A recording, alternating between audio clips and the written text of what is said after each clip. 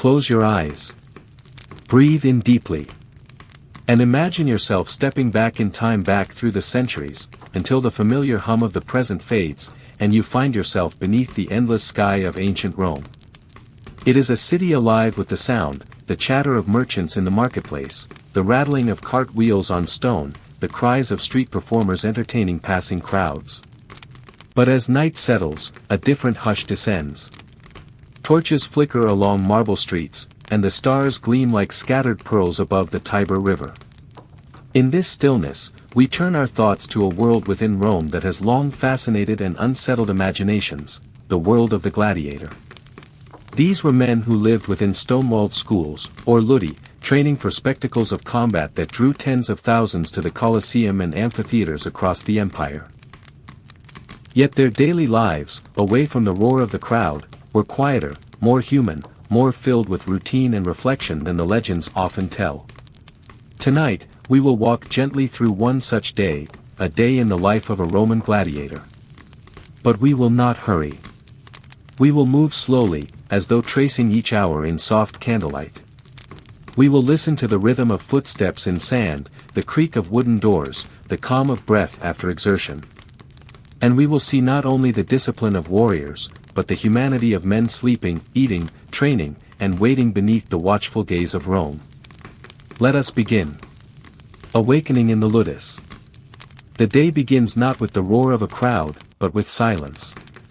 Before the sun rises over Rome, the gladiator lies in slumber within the dormitories of the Ludus. These dormitories are simple long rows of wooden beds, their frames sturdy, their coverings plain.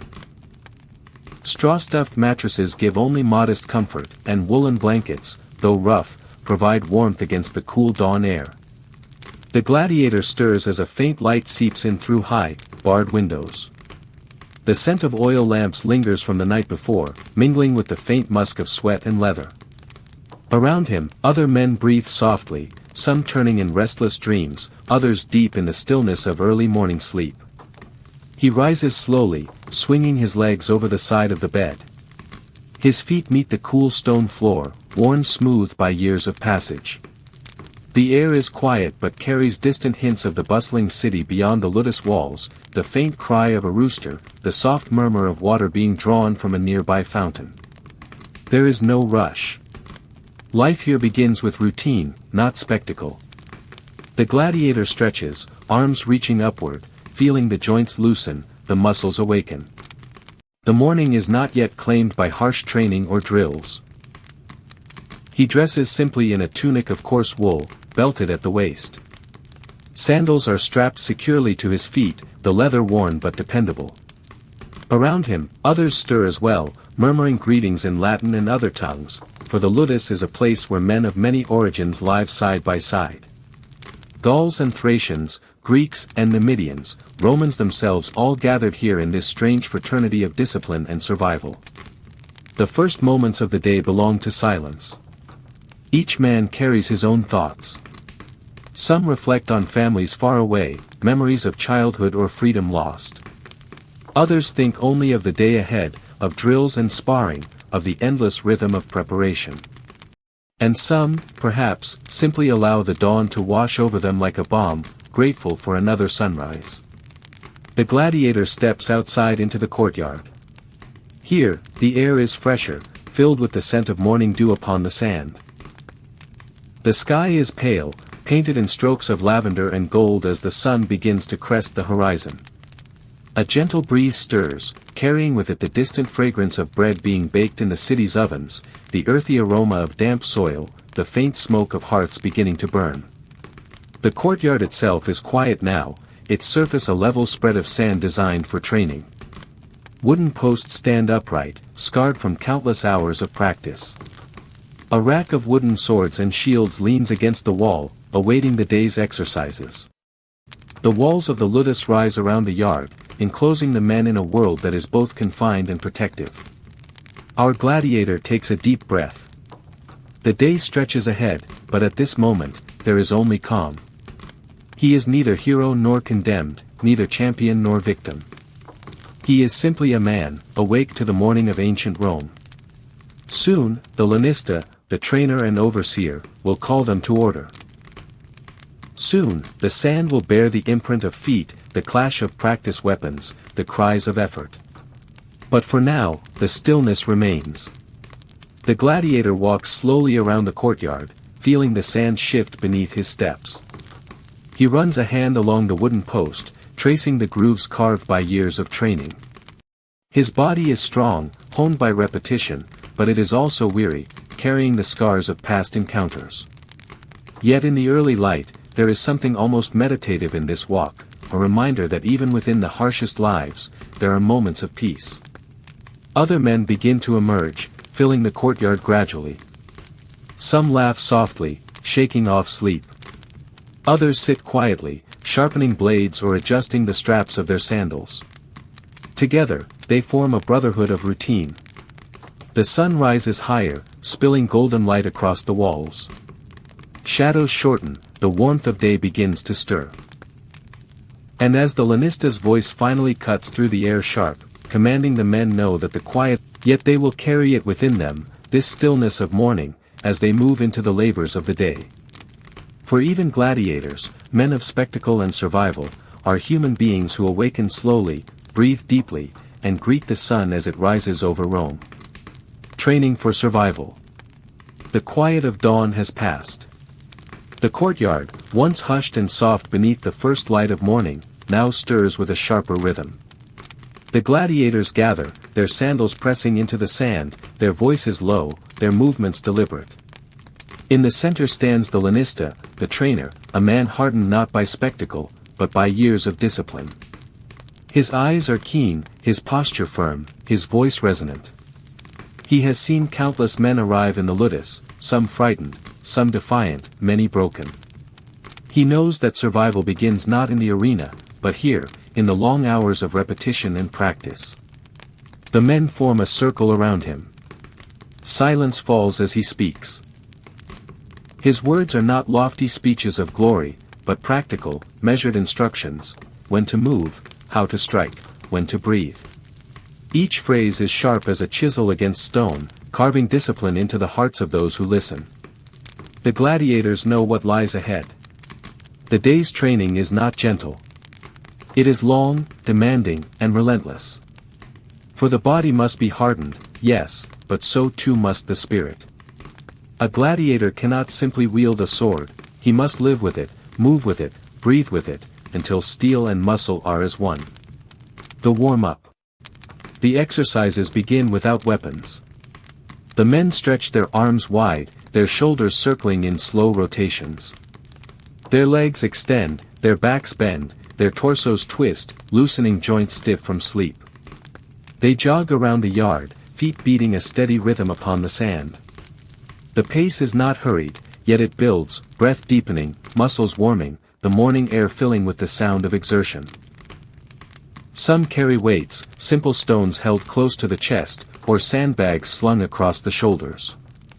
These strengthen the body's core, forcing balance with every step. Others leap in place, knees rising high, arms pumping with force. It is the rhythm of preparation, the awakening of the body for the trials to come. Sweat forms on foreheads, trickles down temples, drips from chins. The air, once cool, grows warm with the heat of moving men. The courtyard resounds with grunts, with the slap of hands against thighs, with the deep exhale of lungs pushing against strain. The Lanista watches closely, eyes scanning every motion. A man who falters is corrected. A man who grows careless is reminded. For even in these early movements, discipline is forged. Wooden weapons. Once the warm-up is done, wooden weapons are distributed. These are not toys, but tools heavy, unwieldy, crafted deliberately to weigh more than real steel. A wooden shield, thick and cumbersome, demands strength beyond what will be needed in the arena. The reasoning is simple: if a man can fight well with these, then the lighter weapons of combat will feel swift, almost effortless. The gladiator takes his practice sword, gripping it with both hands. He feels the heft, the pull upon his arm, the strain in his wrist.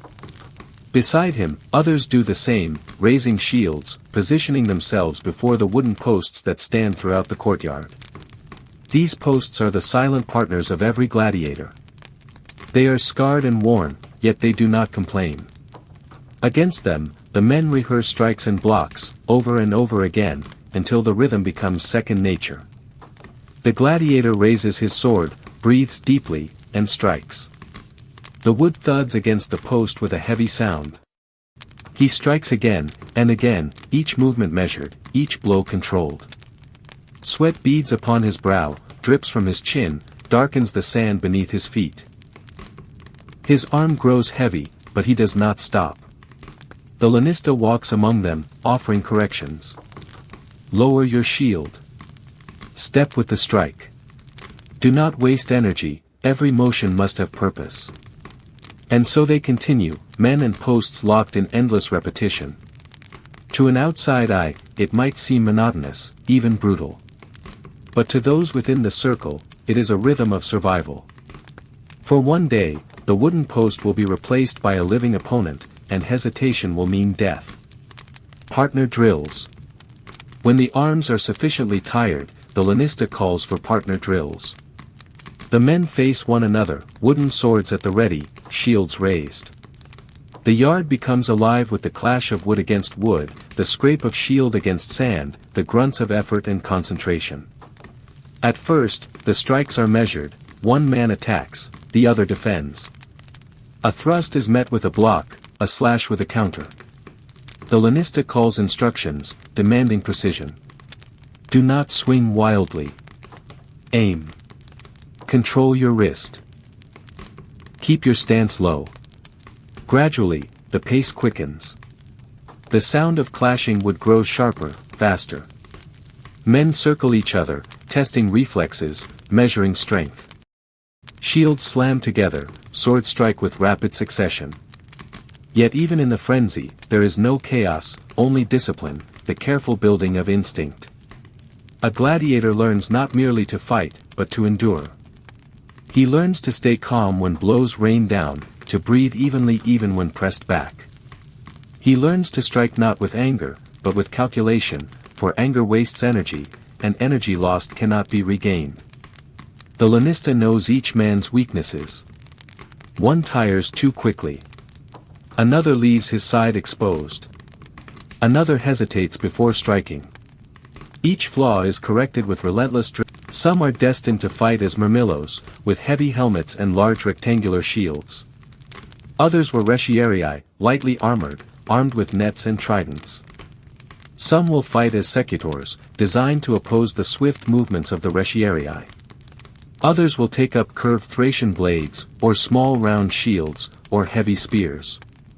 And so, the lanista divides them. Each group practices with its own weapons, its own stances, its own tactics. The murmillo learns to plant his feet, to hold the shield like a wall, to thrust the sword in short, sharp movements. His strikes are not wide, but direct, meant to pierce rather than to slash. His helmet, heavy and enclosing, limits vision and airflow. He learns to conserve breath, to listen as much as to see. The retiarius, by contrast, moves lightly. He trains in speed and agility, darting forward and back, casting his net with precision, aiming his trident with both reach and accuracy. He cannot rely on armor, so he relies on distance, on reflexes, on anticipating his opponent's movements. Each style demands its own discipline. Each man learns not only his weapon, but his role within the deadly choreography of the arena. Endurance and punishment. Training is not only about weapons. The gladiators run laps around the courtyard, carrying weights. They leap over obstacles, climb ropes, push heavy stones. Their muscles burn, their lungs ache, their bodies protest. Yet the lanista pushes them further, for he knows that fatigue is the greatest enemy of all. When a man falters, the punishment is simple, more training. A stumble in drills means more laps. A sloppy strike means holding a shield aloft until the arm trembles. The punishment is not cruel for cruelty's sake, but to harden the body against weakness. For in the arena, weakness is not corrected, it is punished with death. The midday rest. At last, after hours of exertion, the lanista calls a halt. The men, dripping with sweat, breathing hard, lower their weapons. The courtyard, once alive with the clash of wood and the cries of exertion, falls silent save for the rasp of breath and the beating of tired hearts. They retreat indoors, where benches and water jars await. They drink deeply, water running down their throats, cooling their bodies from within. Some sit in silence, staring into the distance. Others laugh softly, sharing quiet words, finding camaraderie in shared exhaustion. Food is brought, simple meals of bread, beans, porridge, sometimes cheese or dried fruit. The diet is plain but heavy in carbohydrates, designed to fuel the muscles for training. Meat is rare, though occasionally provided. Some gladiators, known as horderii, the confines of the ludus, the world feels contained, narrowed to the rhythm of training, eating, and resting. Some men joke. Others fall into quiet thought. Some whisper of battles fought, of dreams of freedom, of fears they do not voice aloud. The midday rest is brief, but precious a moment to be human, to remember that life is more than drills and discipline. Afternoon drills. The respite does not last long. Soon, the lanista's call resounds once more, and the men rise to return to the courtyard. The afternoon mirrors the morning drills, sparring, endurance. Yet now, fatigue weighs upon them, and the true test begins. A man who can fight when rested shows skill. A man who can fight when weary shows survival. And so the training continues, long into the heat of the day. Shadows shift across the sand, stretching, lengthening, as the sun arcs overhead. The bodies of the gladiators gleam with sweat, their tunics stained, their breaths ragged. Yet they endure, step by step, strike by strike, until the lanista finally raises his hand and calls an end. Evening reflection. As the sun begins to set, painting the sky in hues of orange and crimson, the gladiators return once more to their quarters.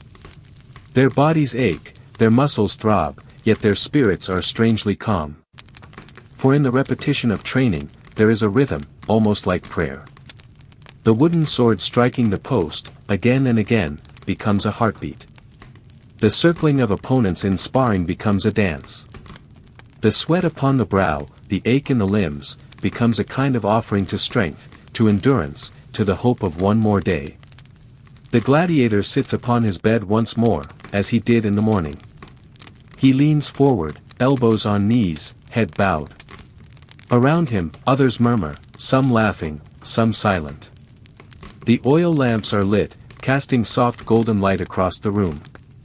And as night descends upon Rome, he breathes deeply, allowing weariness to settle into rest. Tomorrow will bring more training. Tomorrow will demand the same discipline, the same endurance.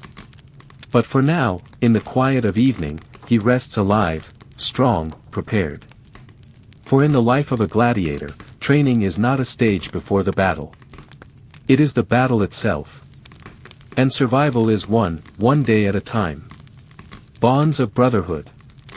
In the quiet corridors of the ludus, where sunlight filtered through barred windows and the distant sounds of the city rose and fell like a restless tide, the true heart of a gladiator's life was not found in the clash of swords but in the ties of companionship. Survival was rarely a solitary pursuit. To live, to endure, and to retain even a fragment of humanity within stone walls and relentless training, the men of the arena leaned. The novice gladiator quickly learned that each man carried his own story, though few spoke of their past in more than whispers. Some were former soldiers captured in distant wars, brought to Rome in chains after their standards had fallen on foreign fields. Others were slaves by birth, their mothers or fathers having already lived under the yoke of servitude, with no memory of freedom beyond tales half remembered. There were those who had gambled their liberty away, selling themselves to the arena in desperation. And, rarely, a volunteer would walk through the gates drawn by money, glory, or the intoxicating promise of becoming a living legend. These stories, scattered and incomplete, became the foundation upon which friendships were built. For though their origins were diverse, their present reality was the same rough straw mattresses, the same iron bars, the same sweat-drenched sand of the training yard. In these shared conditions, men discovered a strange and quiet intimacy. The narrator's voice slows, guiding the listener gently. Imagine yourself within those walls.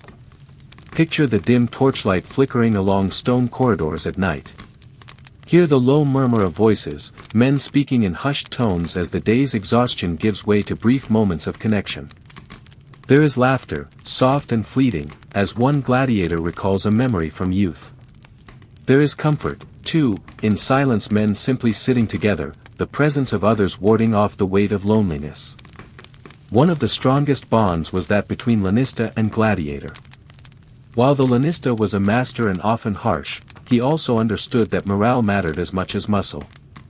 He arranged men into groups, not only by fighting style but by temperament, pairing those who could endure one another's company.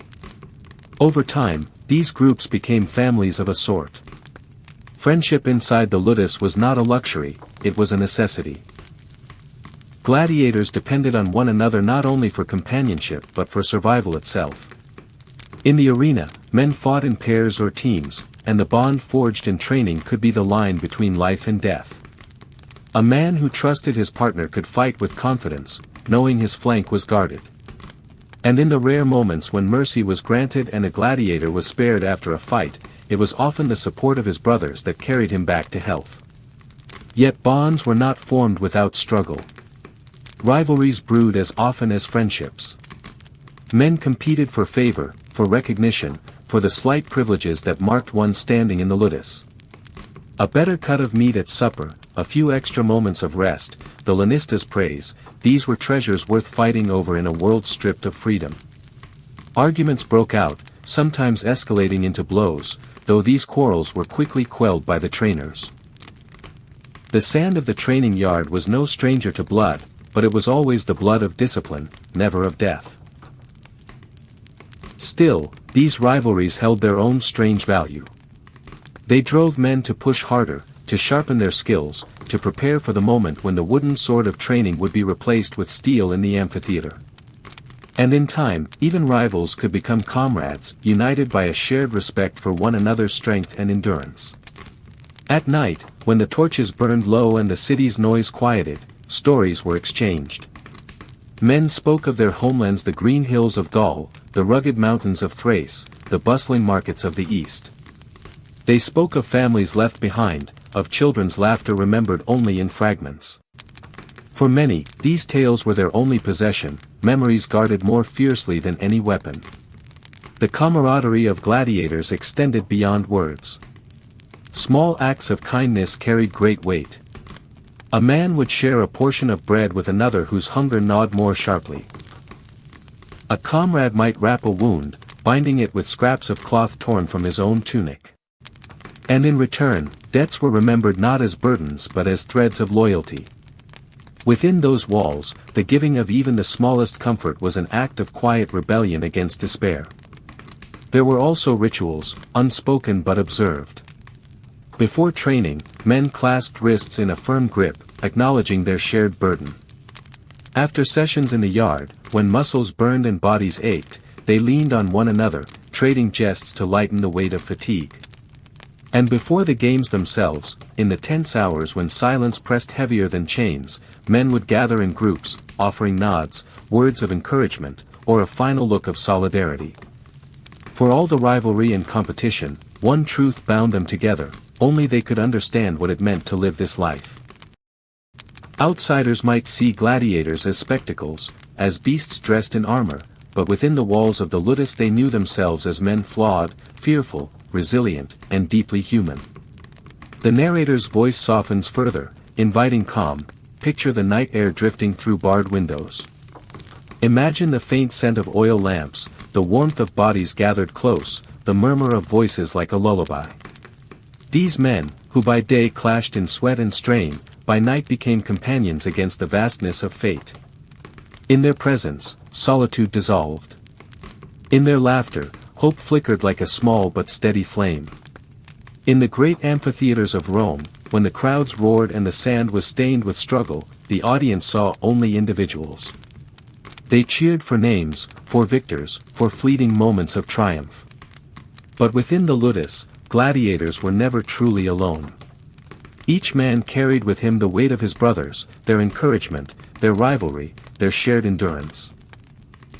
And it was this bond, fragile yet unbreakable, that gave even the harshest of lives a touch of meaning. Thus, the days passed in rhythm, training by sunlight, fellowship by night, a cycle of endurance tempered by companionship. And as time flowed, the gladiator's heart learned a quiet truth that in a world built on spectacle and survival, the deepest victory was not found in the arena but in the bonds of brotherhood that turned strangers into family. Anticipation of the games. The days within the ludus moved with a rhythm all their own. Dawn to dusk, practice to rest, camaraderie to solitude, each moment shaped by the constant presence of the arena, that looming place where destiny and danger awaited.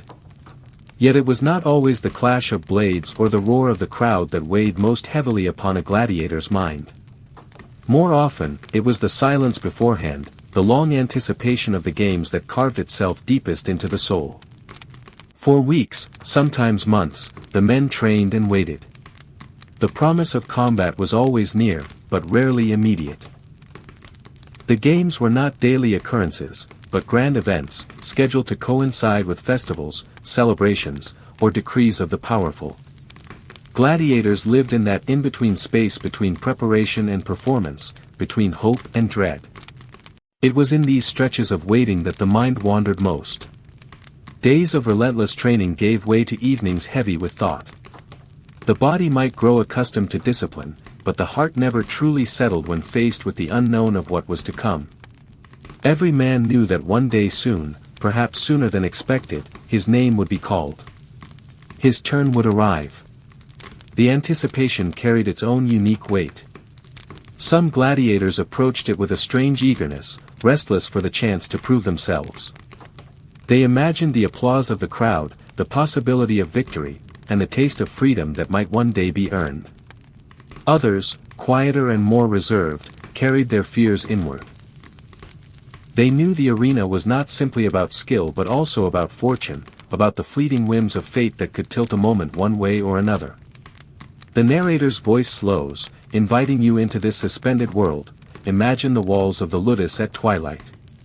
The training yard lies quiet now, the sand smoothed by the day's exertions. A hush falls as torches are lit, their flames flickering gently in the evening air. Within the stone corridors, men sit together, eating, speaking, or simply gazing into the distance. Each of them carries the same thought: when will it be my turn? What will the gods decide for me? Some men dealt with the waiting by storytelling. They gathered in small groups, recounting tales of heroes from their homelands, or spinning half-true accounts of gladiators who had triumphed before them. These stories, whether rooted in fact or fantasy, provided comfort. They reminded the listeners that survival was possible, that a man could endure, could return from the arena not broken but exalted. Others turned to ritual. A Gaul might murmur prayers to ancient deities of his homeland, while a Greek might whisper verses to Apollo or Ares.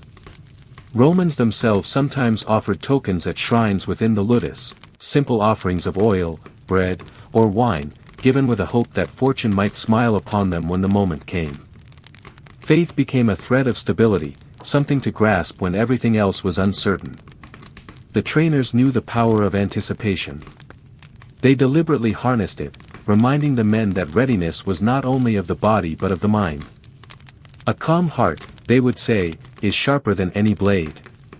And so, part of the training was not merely strength or skill but composure, the art of breathing deeply, of stilling trembling hands, of preparing the mind for the noise and the chaos of the amphitheater. Yet no amount of practice could erase the truth of what awaited. Even the most seasoned gladiator carried the awareness that each fight might be his last. And so, in the stillness of anticipation, life took on a peculiar intensity. Food tasted richer, laughter sounded sweeter, companionship became more precious. The smallest comforts were magnified, as if each day might be the final one. Picture a gladiator lying awake on his straw mattress, staring at the beams of the ceiling as night stretches long.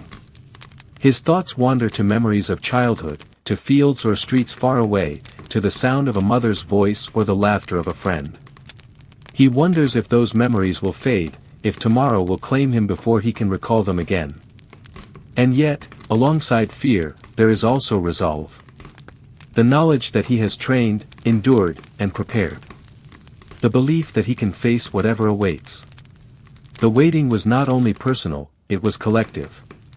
Within the ludus, anticipation became a shared atmosphere, as tangible as the air itself. Men spoke less as their names drew nearer. Conversations grew shorter, more subdued. Jokes were softer, laughter quieter. There was a reverence, almost like a hush before a storm, as if everyone recognized the gravity of what was to come. And when the day of the games approached, the entire mood shifted. From the earliest light of dawn, tension thrummed in the air like the tightening of a bowstring. The lanista walked the corridors with a solemn presence, his voice commanding yet measured, reminding his men of their duty, their training, their strength. Assistants prepared armor and weapons, checking each strap, each blade, each shield. The clang of iron echoed like a heartbeat through the stone halls. The gladiators themselves moved with deliberate calm.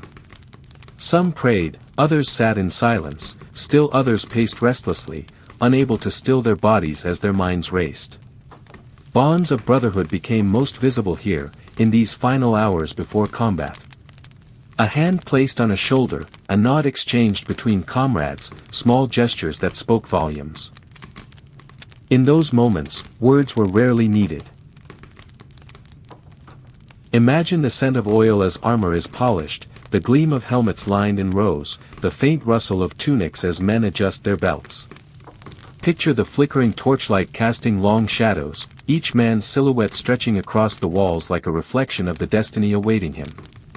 The anticipation hums, heavy yet strangely tranquil, like the stillness before waves break upon the shore. Beyond the walls, the city prepared as well. Trumpets would soon sound, summoning crowds from every corner of Rome. Vendors readied their stalls, selling wine, bread, and roasted meats. Children tugged at their parents' hands, eager for the spectacle. Senators and nobles arranged their seats of honor, while common folk filled the tiers above.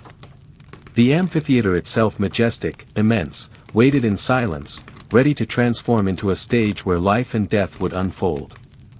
But within the ludus, the anticipation was inward, quiet, and profound. Every heartbeat counted down to the moment the gates would open, and the gladiators would step into the sunlit arena. Until then, all they had was waiting for the deep breath before the plunge, the silence before the storm, the fragile peace before the clash of steel. And so, the anticipation itself became part of the gladiator's life, as essential as training and brotherhood. It was in that suspended space that men discovered their deepest strength, not in the arena, but in the quiet endurance of waiting. The games might test the body, but anticipation tested the spirit. And those who could endure the waiting with composure, with steadiness, with a calm heart, carried into the arena a strength that no blade could break. The day of the games. The day dawned differently than others. Even before the first light touched the city, even before the cock crowed from the scattered farmsteads that still clung to the edges of Rome, there was a pulse in the air, an energy that could be felt but not yet seen. It began as a hush, a whisper of anticipation carried on the cool breath of morning, and it grew steadily as the city stirred awake. This was no ordinary day. This was the day of the games. Inside the ludus, the men rose earlier than usual. Sleep, when it came at all, had been light and restless, for their dreams were crowded with visions of sand, steel, and shouting crowds. Some awoke with a jolt, their hearts racing as if they had already stepped into the arena. Others rose slowly, deliberately, dragging their bodies from straw mattresses with the solemnity of ritual. Each man knew this day might carve his fate into stone, to be remembered or forgotten by the fickle tides of fortune. The corridors of the training school filled with the quiet shuffle of bare feet. Torches sputtered, sending smoke into the dim air. The lanista and his assistants moved among the men with practiced calm, reminding them of the schedule, ensuring no confusion would break the fragile composure of the morning. Weapons were laid out. In rows, armor arranged neatly, every strap and buckle checked and rechecked. And yet, despite the flurry of preparation, there was an undercurrent of silence. The gladiators spoke less, laughed less, as if conserving their strength for what was to come. Words seemed too heavy, too final, for a morning like this. Instead, gestures carried meaning: a clasped hand, a nod of recognition, a half-smile shared in passing. In these small exchanges, men acknowledged the truth they all carried: by nightfall, not everyone would return. The narrator's voice softens: picture the long stone halls glowing with amber light. Hear the faint clatter of bronze as helmets are lifted from their stands. Smell the sharp tang of oiled leather and freshly whetted iron. Imagine the gladiators standing in rows, their faces illuminated by torchlight, eyes steady, breath measured, hearts beating in unison like a single drum. Outside, the city of Rome awakened with far less silence. From the narrow streets came the noise of vendors shouting, preparing food and drink for the crowds. The smell of roasted meats mingled with the fragrance of fresh bread. Families made their way toward the amphitheater, children chattering with excitement, their parents speaking of which fighters they hoped to see. The wealthy prepared their seats of honor, carried in litters by servants, their garments gleaming with color. Trumpets sounded intermittently, calling citizens toward the spectacle that promised both entertainment and awe. The Colosseum itself, massive, towering, and eternal, stood ready as the heart of the day. Its arches framed the morning sky, its stone walls echoing faintly with the footsteps of attendants rushing to prepare. Beneath its surface, hidden from the crowds above, lay the intricate network of corridors, cages, and waiting chambers. Here the gladiators would be led, unseen, until the moment arrived. As the sun climbed higher, the men of the ludus were summoned. Step by step, they walked in formation, leaving behind the familiarity of their quarters. Some crossed themselves, some whispered prayers, others marched in silence, faces unreadable. The clang of their chains, for those still bound, mingled with the steady footfalls of their comrades. When they entered the bowels of the Colosseum, the world seemed to shift. The air was cooler here, the light dimmer, the stone walls thick with echoes. Animals growled from cages in the distance: lions, leopards, and bears brought in from far corners of the empire, their roars vibrating through the ground. The men heard the shuffle of other performers, the murmurs of attendants, the metallic clang of gates opening and closing. It was a world beneath the world, a labyrinth of waiting where time seemed to stretch and coil. And then there was the sound from above, the steady swell of voices, tens of thousands gathering in their seats. At first, it was a distant hum, like the ocean heard.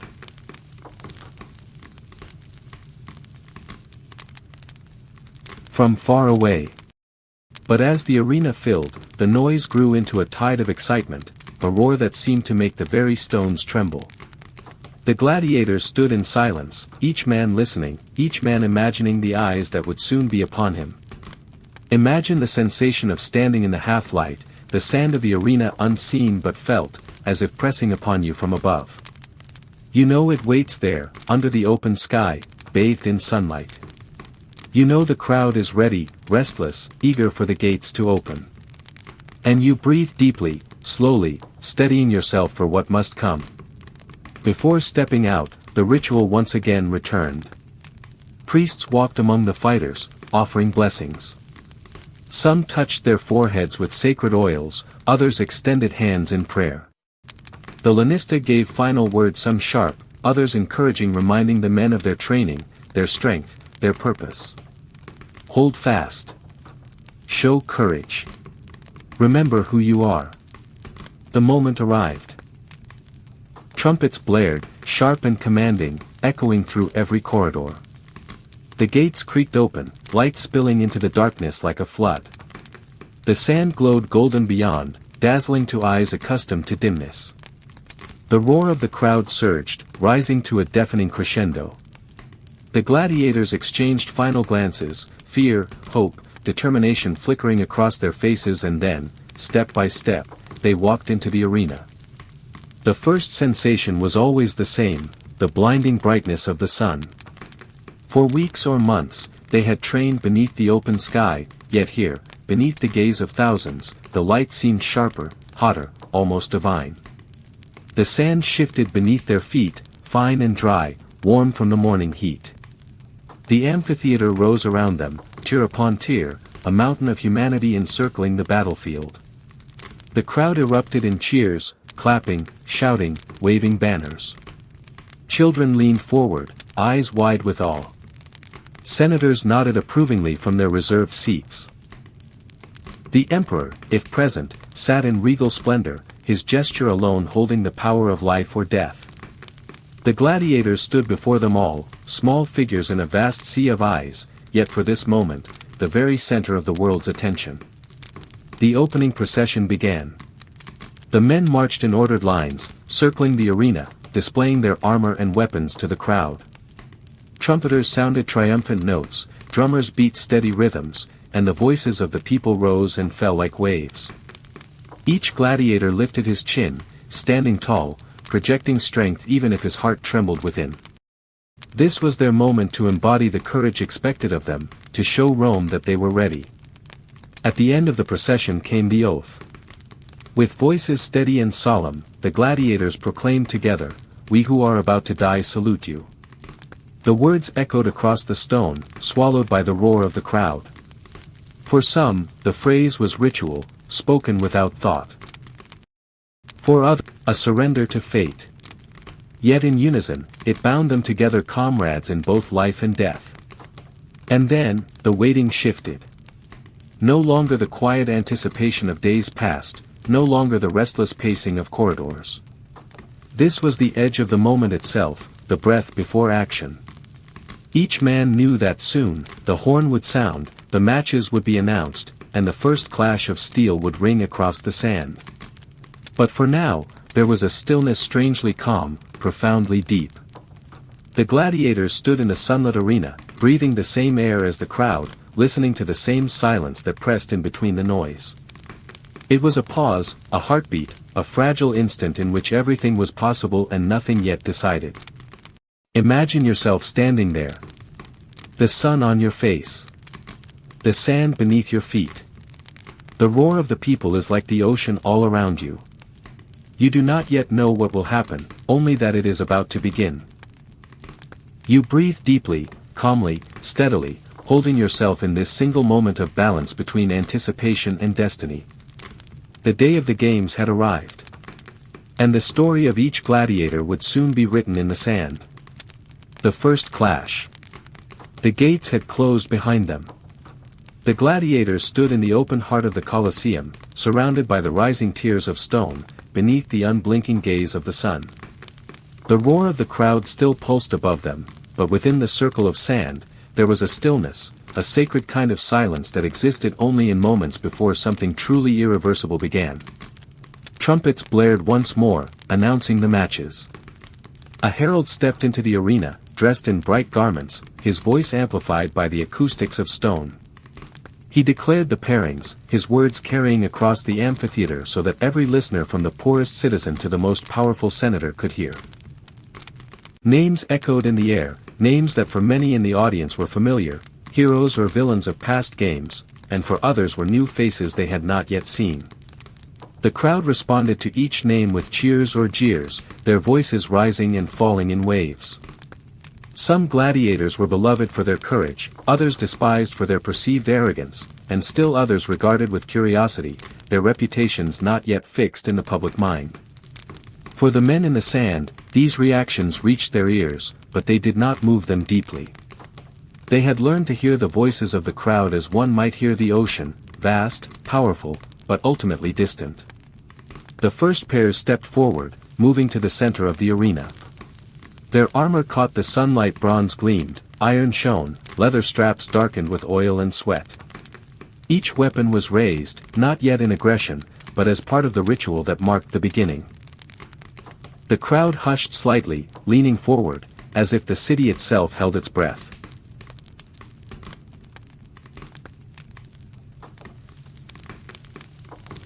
Picture the scene slowly, calmly, the warm sand shifting under the gladiators' feet as they approach one another. Hear the faint creak of leather armor, the soft rasp of a blade brushing against its shield. See the dust rising gently in the sunlight, golden motes suspended in the air like drifting stars. For a long moment, the two men regarded each other. Their eyes met, not with hatred but with something more complicated: respect, curiosity, calculation.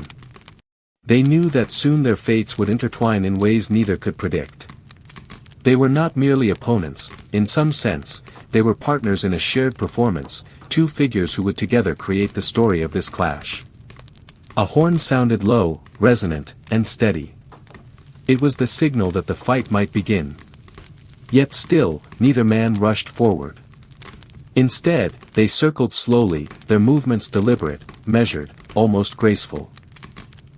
Each step pressed lightly into the sand, leaving impressions that would soon be blurred and erased by motion. The crowd murmured with expectation, but the arena remained a place of patience. The first movements of combat in the Colosseum were rarely wild or uncontrolled. The men had been trained not only to fight but to fight in a way that was measured, enduring, capable of captivating the gaze of thousands. To strike too quickly, too recklessly, was to risk ending the contest before it had truly begun. And so the opening moments were often slow, a dance of feints, tests, and subtle gestures. One man raised his shield slightly higher, adjusting his stance. The other shifted his sword from one angle to another, testing the weight, watching how the light caught its edge. They advanced and retreated in a rhythm as old as combat itself, one step forward, one step back, circling, measuring, learning. The first strike, when it came, was not sudden but almost inevitable.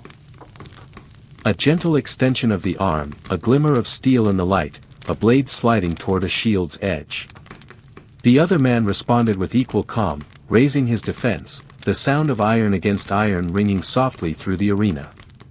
It was not a clash of rage but of precision, like the careful beginning of a long performance. The crowd cheered at the sound, their voices swelling in approval. For the gladiators, the noise was background, a wave that rose and fell beyond the boundaries of their shared circle. Their focus remained on each other: the slow exhalations of breath, the tightening of a grip, the narrowing of eyes that spoke of intention. The second exchange came, then the third. Each movement was deliberate enough that those in the farthest seats could follow the story of the battle. A strike downward, blocked by a shield. A sidestep, slow enough to be seen clearly, yet quick enough to suggest control.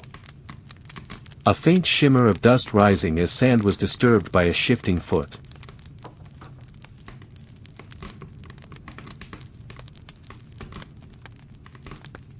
Close your eyes and imagine it, two figures moving slowly across a golden canvas of sand, their bodies gleaming in the sun, their motions both dangerous and strangely serene.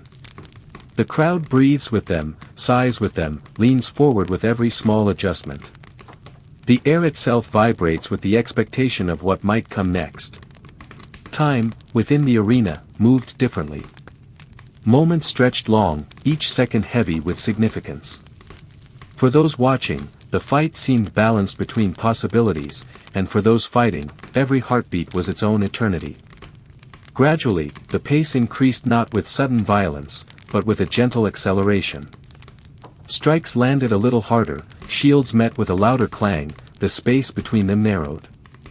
The crowd's roar grew, mirroring the rising intensity, yet still the movements retained their rhythm, their sense of being part of a larger, almost choreographed story. Dust rose higher now, stirred by faster steps. Sweat gleamed more visibly on the fighters' brows. Their breathing deepened, audible even above the murmur of the crowd. Each man was beginning to understand the other more fully: the speed of his reactions, the strength of his arm, the steadiness of his gaze. It was a meeting of minds as much as bodies, a quiet dialogue spoken through motion and steel. And then, the first true clash. A strike heavy enough to rattle the shield arm, to send vibrations coursing through bone. A parry strong enough to twist the angle of a sword and send sparks from its edge. The noise rang clear across the amphitheater, and the audience erupted in delight. But even then, there was no frenzy, no rush. The men pulled back, reset their stances, and returned to the slow circle. The clash was not an ending but a beginning, a signal that the dance had truly started. The story would unfold in its own time, patiently, gracefully, as all stories within the arena were meant to do. The crowd did not grow restless. They knew this was part of the spectacle, the gradual building of tension, the slow ascent toward a climax. They savored each small moment, each strike and block, as though tasting the first sips of a rich wine. And the gladiators gave them what they desired, moving with calm precision, showing skill without haste, strength without recklessness. The sun climbed higher, shadows shortened, and the sand beneath their feet grew warmer. The men continued, their movements flowing like water, steady, rhythmic, unhurried. The arena was no longer simply a place of combat. It was a stage upon which patience itself was performed, where suspense became art, and where the first clash of steel was not an end but a meditation. Imagine yourself seated in the stone tiers, watching the figures below. The sound of steel is distant, softened by air. The sight of dust drifting upward is hypnotic.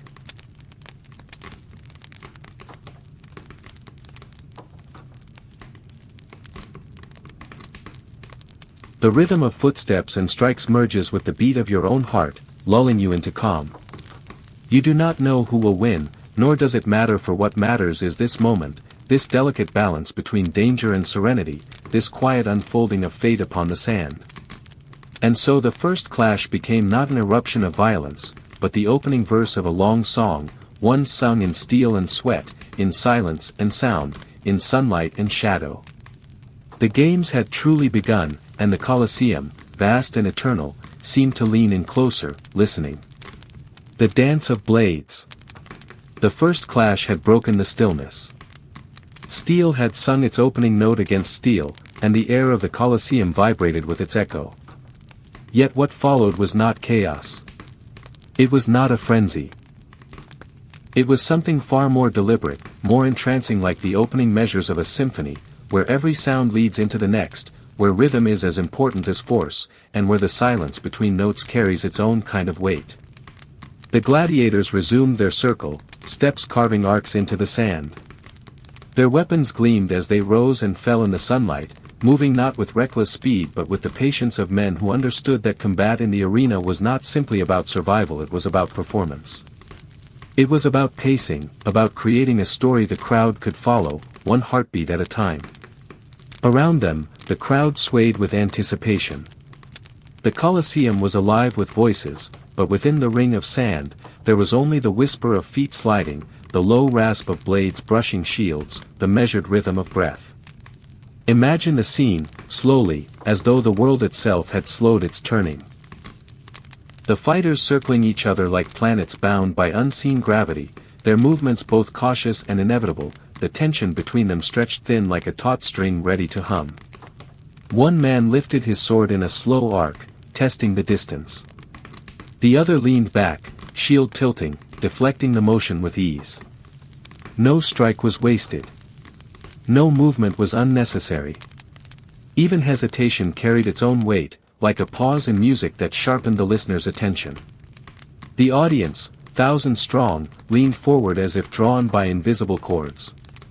Their voices softened, not because their excitement waned, but because they were listening with their eyes.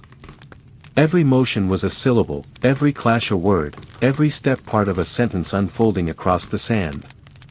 Then came a flurry, not wild, but controlled. A series of strikes and parries, swift enough to stir the dust yet measured enough to remain legible even to the farthest seats. Each strike carried rhythm.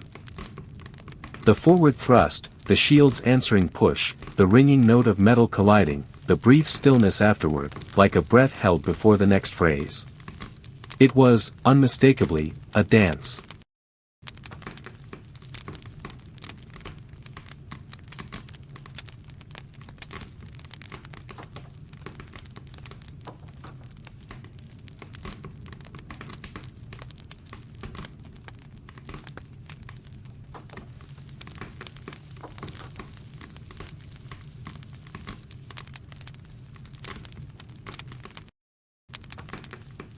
The rhythm grew clearer with every exchange. The sand beneath their feet became a stage, the weapons in their hands instruments. The audience was not merely watching, they were listening, feeling, drawn deeper into the cadence. The crowd's gasps came in time with the parries, their cheers swelling in harmony with the strikes. And still, the fighters themselves seemed calm. Their expressions were not twisted with rage or fear. Instead, there was a deep focus in their eyes, a kind of meditative stillness that belonged as much to musicians as to warriors. They moved not in anger but in flow, as though carried by a current larger than themselves. Close your eyes and picture the scene, blades gleaming like ribbons of light, shields turning slowly in the sun, bodies leaning forward and back in perfect counterbalance. Each clash sends sparks like stars into the daylight, brief flashes against the sky.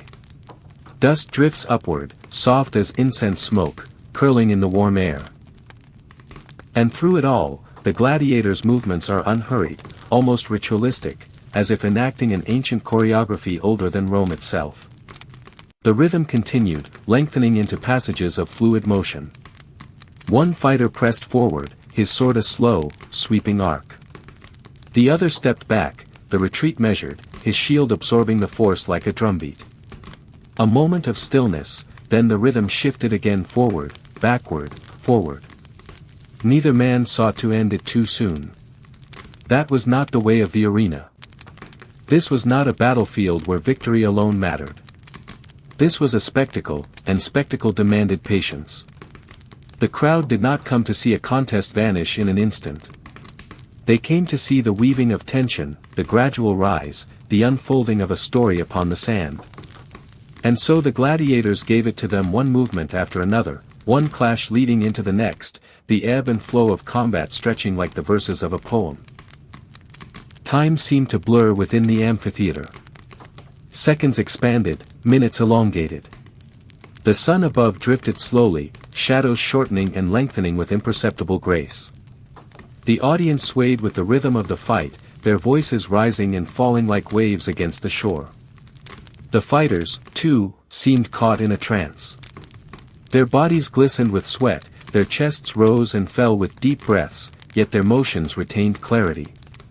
They were not exhausted but immersed, their consciousness narrowed to this shared rhythm, this mutual flow. Every now and then, the crowd erupted in a sudden roar when a strike landed with unusual force, when a parry was executed with unexpected beauty, when sparks scattered brightly against the sunlight. But the fight never lost its composure. It always returned to the circle, to the slow and deliberate pacing that kept the story alive.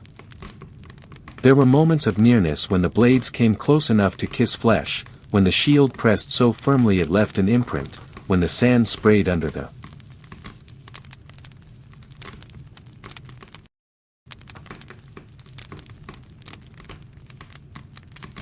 sudden push of feet. And yet, even in these moments, restraint held sway. They were artists painting with the brush of danger, never spilling more ink than the canvas required. The crowd, though restless with hunger for climax, did not truly wish it to end. They cherished the prolonging of the dance, the suspension of conclusion. The anticipation was a feast unto itself. Imagine yourself there, high in the stone seats, watching the golden light pour into the arena. The dust curls upward, the steel gleams like water, the fighters circle endlessly. You feel the rhythm in your own chest, the inhale and exhale, the beat of your heart aligning with the cadence of the clash. You are not anxious for an ending. You are content to remain in this dreamlike middle ground, where danger is beauty, and time flows like honey. As the rhythm deepened, a pattern emerged. The fighters moved as though in conversation, one pressing, the other yielding, one advancing, the other retreating. It was not simply combat but dialogue, spoken in the language of motion and steel. Each strike was a statement, each parry a reply, each pause a silence heavy with meaning. The audience sensed it too, even if they could not name it. They felt the weight of this unspoken exchange, the subtle communication unfolding before their eyes. It was intimacy of a strange kind, forged in sweat and risk, witnessed by thousands but known only to the two within the circle of sand. The rhythm swelled, then softened, then swelled again. Like music, it rose toward crescendos, then quieted into rests. The Colosseum, vast and eternal, became not a place of blood and death, but of art, an immense stage upon which two figures painted with motion. The sun shifted lower now, casting longer shadows across the arena floor. The heat pressed down, and the fighters' skin gleamed with exertion. But their movements remained steady, the rhythm unbroken. They had entered a state beyond fatigue, beyond thought, a state where the body simply flowed, guided by instinct and training, carrying them forward like dancers caught in a melody. The crowd, too, seemed lulled into this rhythm. Their roars softened into murmurs, their anticipation settled into quiet awe. They were no longer demanding blood. They were savoring beauty. And so the dance of blades continued, slowly, hypnotic, and endless. It was combat, yes, but also something greater, a meditation written in steel, a performance carved into sand, a dream of danger transformed into serenity. The Colosseum watched. The city listened. And time itself seemed to hold its breath, caught in the spell of the dance. The edge of fate. The rhythm had stretched on and on, as if time itself had dissolved into the measured cadence of steel and breath. Yet even the longest dance cannot last forever. Beneath the graceful flow, the first threads of strain began to appear, delicate at first, almost invisible, like hairline cracks in marble. One fighter's foot sank a little deeper into the sand than before. A drop of sweat, falling from his brow, stung his eye and blurred his sight for the briefest of instants. The other's breath grew heavier, slower, less even, though still concealed beneath the mask of composure. The crowd might not have noticed. To them, the rhythm still unfolded with its hypnotic sway, each clash as deliberate as the last. But within the circle of sand, the men knew. They felt the edges of their endurance fray. Muscles tightened, lungs pulled with weight, fingers clenched a little more firmly upon weapon and shield. Close your eyes and feel it with them, the warmth of the sun pressing down like a hand, the grit of sand beneath tired feet, the salt of sweat upon the lips. The body still moves, but with effort now. Each step is a little heavier, each motion costs a little more. It is here, upon the fine line between strength and weakness, that fate begins to whisper. The gladiators circled still, blades rising and falling in graceful arcs. But now the rhythm was not quite as fluid. Small hesitations crept in, an extra heartbeat before a strike, a slight stagger before a parry. The audience, still entranced, began to sense a shift. The story they watched was moving toward its next chapter, though they could not yet know how it would end. One gladiator advanced with a thrust, his sword glinting like a shard of light. The other blocked with his shield, but the impact rang heavier than before, the sound deeper, more strained. The vibration traveled through tired arms, through weary shoulders. Neither man faltered outwardly, but both felt the pull of time. Chance, too, began to weave its threads. A patch of sand, loosened by their circling, gave way beneath a heel, forcing a sudden stumble. A bead of sweat slid into an eye at the wrong instant, blurring vision for a heartbeat. The smallest details, so easily ignored in the freshness of combat, now grew heavy with consequence. And above all hovered destiny, the sense that this dance, beautiful and prolonged though it had been, was moving inevitably toward conclusion. The sun had shifted lower in the sky, its golden light thickening into amber. Shadows grew long across the arena floor, stretching toward the fighters like reaching fingers. Dust hung in the air, lit by slanted beams of light, soft as smoke. The Colosseum seemed caught in a hushed stillness, as though the very stones leaned in to listen. The crowd, too, had quieted. Where once their cheers rose like waves, now they murmured with a steadier cadence, voices softer, more expectant. They felt the nearing of the edge, the delicate balance tipping, the story leaning toward its climax. The gladiators pressed on. Their strike still carried rhythm, but the tempo slowed. No longer a dance of endless fluidity, it had become a dialogue of endurance. Each man asked the other, can you still stand? Can you still move? Can you still answer me?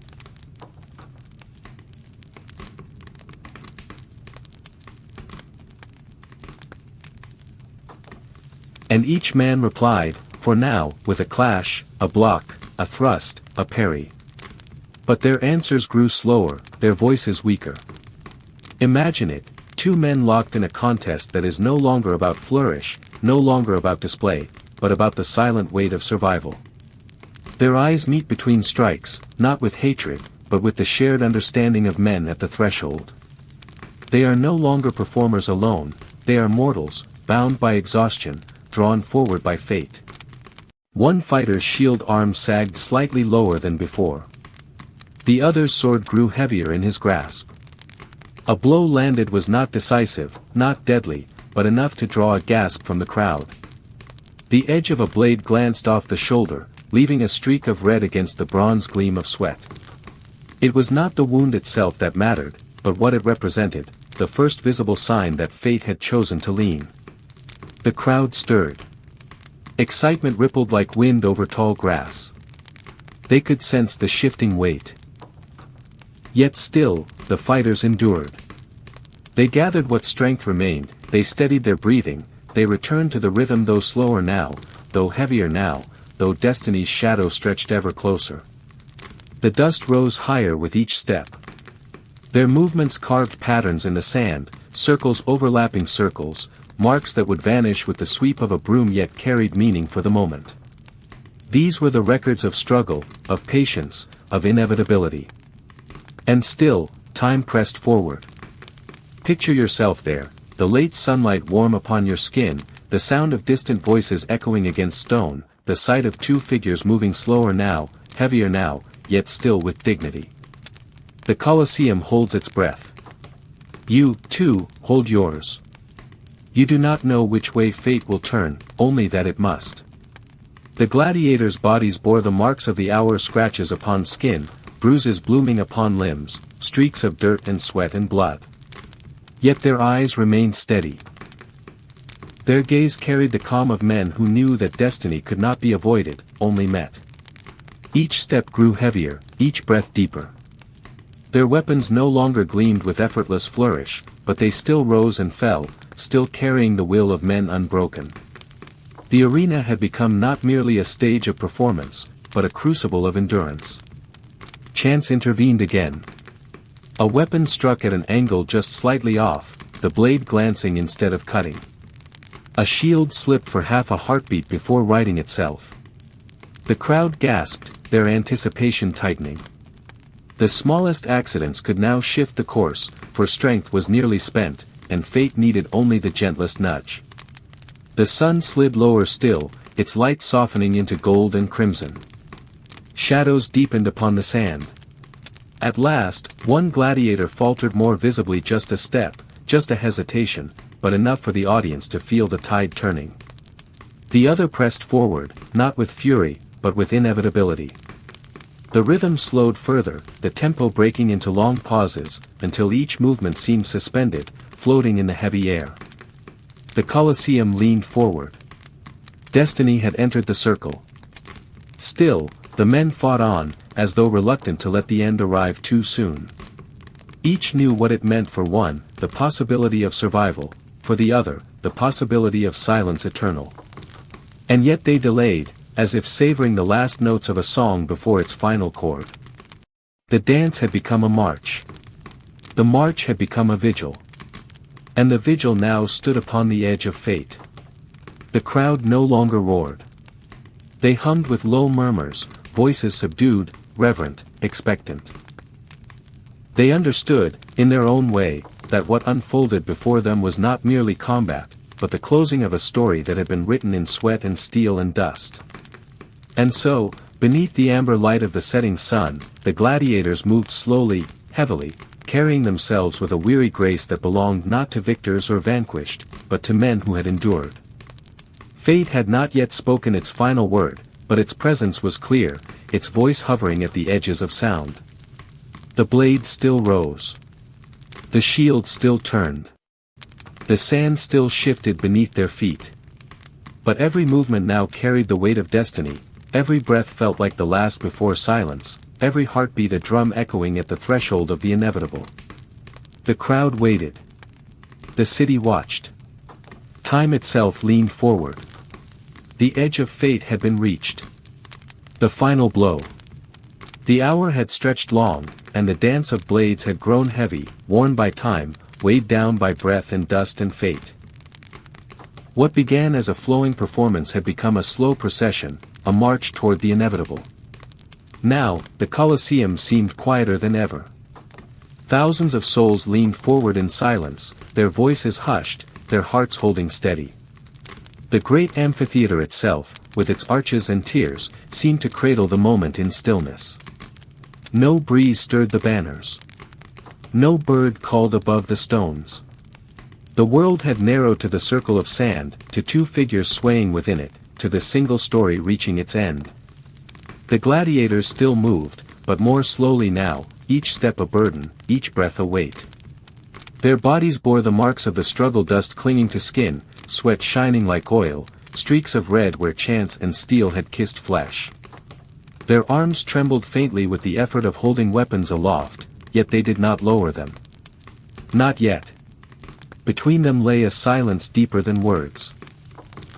They had circled for so long, exchanged so many strikes, endured so much, that speech was unnecessary. Their eyes met.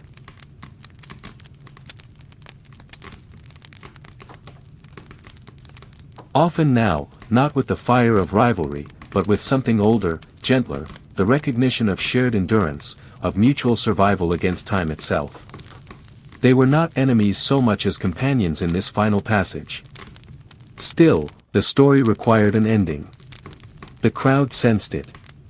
Their whispers grew quieter still, until the air seemed to vibrate with anticipation. They knew, as the gladiators knew, that the moment had come. One man raised his sword, slow and deliberate, as if lifting the weight of the sun itself. The other steadied his shield, bracing not only against steel, but against destiny. Their motions were not rushed. There was no frenzy, no fury. Instead, there was patience, solemnity, a reverence for the finality that hovered at the edge of the sand. Imagine the hush of that moment, the vast amphitheater still at night, the light of the setting sun bathing the stones in amber glow, the smell of dust and sweat and iron hanging in the air. Imagine the stillness of thousands watching, waiting, breathing as one. You feel it too, your chest rises and falls in time with theirs.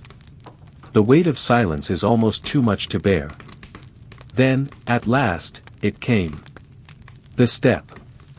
The strike. The single movement that carried the weight of an entire story. It was not sudden. It was not violent. It was slow, measured, inevitable. The sword arced with dignity, the shield lifted in answer.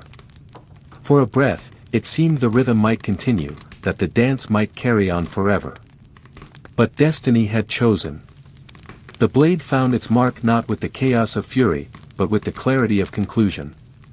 A final gasp rose from the crowd, swelling like wind rushing through trees, then fell into silence again. The strike was clean, simple, absolute. One gladiator stood. The other staggered, then knelt, the weight of exhaustion and fate pressing him downward. He did not fall in disgrace. He did not collapse in chaos. He lowered himself with dignity, as though bowing before the story that had carried him here. The crowd waited. All eyes turned not to the man who stood, but to the one who sank, to the figure whose fate now hung in balance. The ancient ritual demanded judgment. Would mercy be given, or must the end be sealed? The murmurs rose like a tide, voices blending into a single current of expectation. Yet within the circle of sand, the two men already knew. Their eyes met one final time, and in that gaze was an understanding deeper than any verdict. They had given everything. They had endured. One had stood, one had yielded. That was enough. The final blow had been struck, but its echo lingered not in violence, but in silence. The man upon his knees bowed his head. Whether life would continue or end was no longer his burden. He had carried the weight of struggle, and now he rested in stillness. The victor, weary and trembling, lowered his weapon. He did not raise it high in triumph, for triumph was not the nature of this moment. Instead, he let it fall to his side, the strength of his arm finally spent. His chest rose and fell heavily, his eyes distant, as though he too had walked to the very edge of fate and glimpsed what lay beyond. The amphitheater exhaled.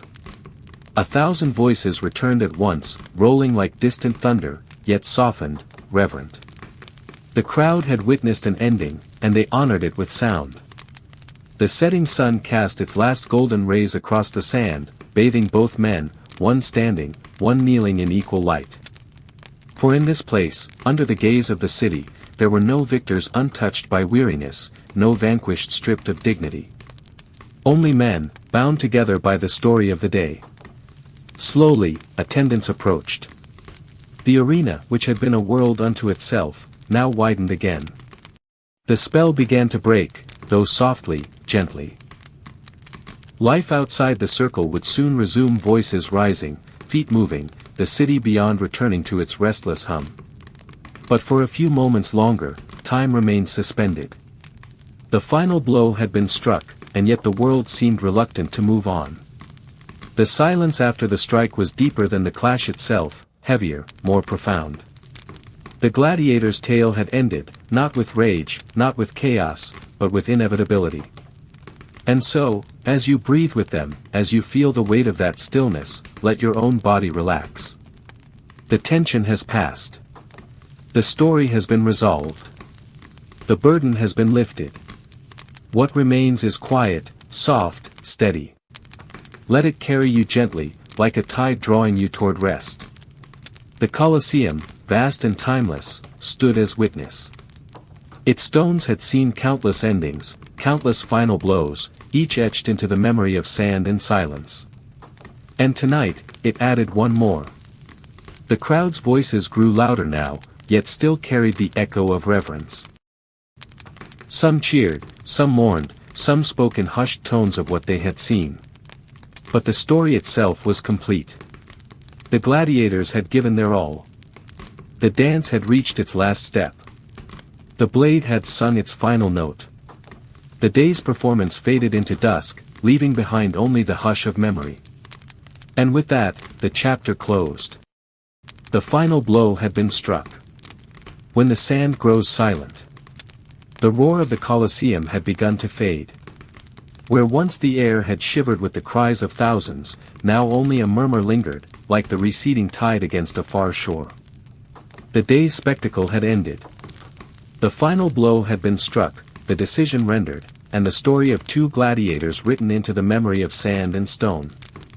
Now, the vast amphitheater breathed in silence.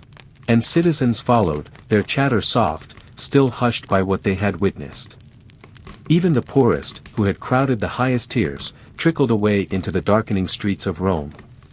The energy that had once bound them together dissolved, leaving emptiness behind. The Colosseum itself, vast and immovable, did not change. Its arches remained, its tiers still climbed toward the sky, its stones still warm with the heat of the day. But with each departing footstep, the great structure grew less a place of spectacle and more a hollow shell, a vessel emptied of voices. In the arena below, attendants smoothed the sand. The marks of struggle, the footprints, the scuffs, the stains, were softened beneath their rakes. Soon, the ground would appear untouched, as though nothing had ever transpired. Yet the sand remembered. Beneath its surface lay 1,000 imprints, 1,000 endings, layered one upon another like the pages of an endless book. The gladiators too were led away. The victor, weary and trembling, leaned on his comrades as he made his way back to the hidden corridors of the Ludus. The vanquished was carried gently, his body still living or still handled with care. Both were part of the same story now, inseparable, bound forever by the clash that had united them before thousands. And then, as the last attendants departed, the arena stood alone. The sky above had shifted into twilight. The golden sun that had watched over the struggle had sunk behind Rome's rooftops, leaving streaks of rose and violet across the heavens. One by one, the stars began to emerge, faint and hesitant at first, then brighter, steadier, marking the dome of the sky with their ancient fire. The Colosseum in moonlight was a different place. The shadows stretched long and deep, filling the arches with quiet mystery. The sand below gleamed pale, silvered by the glow above. Where once there had been dust and sweat and sound, there was now stillness, serene and profound. Imagine yourself seated in that vast emptiness. The stone beneath you cool, the air carrying the faint scent of earth and iron. All around, the tears rise, silent as mountains. The sky above, vast and eternal, watches with calm indifference. The noise of the crowd is gone. Only your breath remains, slow and steady, a rhythm as ancient as the stars. It was in this stillness that meaning settled, like dust upon stone. The gladiator's struggle had not been for victory alone. It had been a mirror, reflecting the fragility of life, the courage of endurance, the dignity of standing against fate even when the outcome was certain. The final blow had not been an ending of one man's story, but a reminder of every man's story that all lives bend toward conclusion, and that within the arc, there is beauty, bravery, and grace. The Colosseum itself seemed to hold this truth. Its stones had seen countless such endings, yet each was unique, each carried the weight of a single human life. The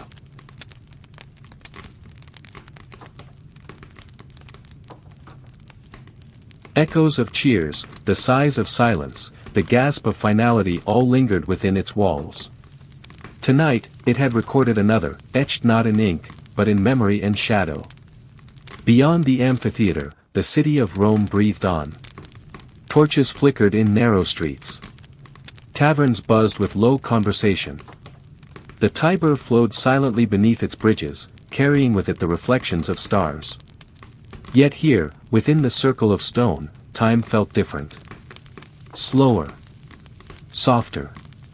The world outside rushed forward, but inside, the air was suspended, heavy with reverence. The arena, empty of voices, became a temple of silence.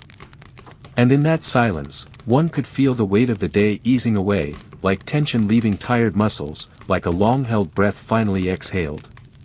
The gladiators were gone. The crowd was gone.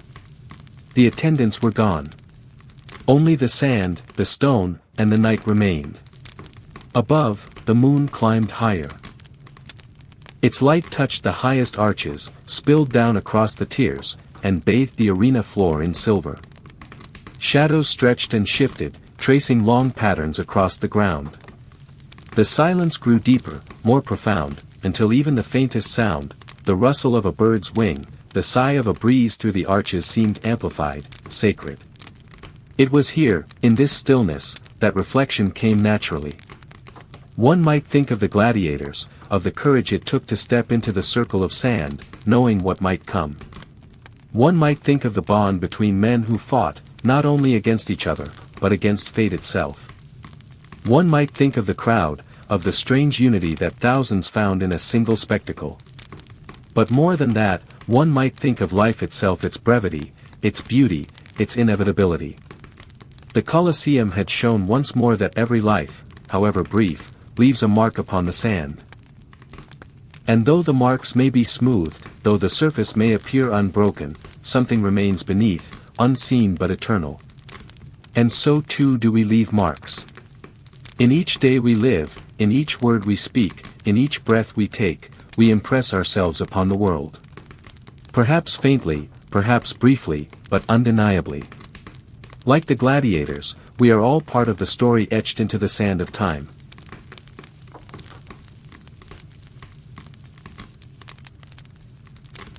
The night deepened. Stars multiplied. The hush of the world grew thicker, softer. The Colosseum seemed less a structure of stone and more a vessel of memory, floating in an ocean of silence.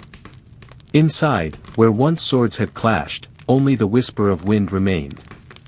And you, too, are part of that silence now. Breathing slowly. Resting easily. letting the weight of the story settle gently around you, not heavy, but comforting, like a blanket drawn close. The struggle has passed. The final blow has been struck. The sand has been smoothed. The day has ended. Now, there is only night. Let your mind drift with it. Let your thoughts loosen, falling like grains of sand through open fingers. Let yourself sink into the quiet, deeper, deeper still, until even the memory of sound fades away. The Colosseum stands eternal, its stones holding countless stories. Tonight, it holds yours as well. And as you close your eyes, as sleep begins to rise, know that you too are part of history's silence, resting in the calm that follows every ending. The arena is empty. The stars are bright. The night is endless. And you are at peace.